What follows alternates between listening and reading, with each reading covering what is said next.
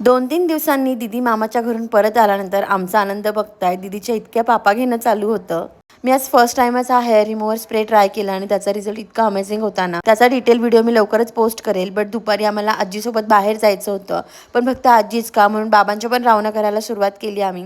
संध्याकाळी जेव्हा पापाचा फोन आला तेव्हा त्याच्याशी बोलून त्याच्या इतक्या गोड गोड पापा घेणं चालू होतं.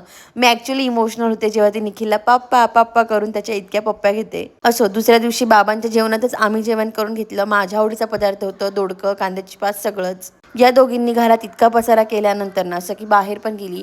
मोठ्या मुलांना आजकाल ती अजिबात खेळू देत नाही कारण तिला सगळ्यांमध्ये खेळायचं असतं. त्यात हा दादा आमचा जरा जास्तच आवडीचा. घरी आल्यानंतर मामीला ऑर्डर द्यायला मदत केली. मामाला घरात काय काय झालं ते सगळं सांगितलं. बाबांसोबत फिरायला गेलीच होती तेवढ्यात मामाने गाडी काढली. लक्षात आल्यानंतर आम्ही तिला दवाखान्यात घेऊन गेलो.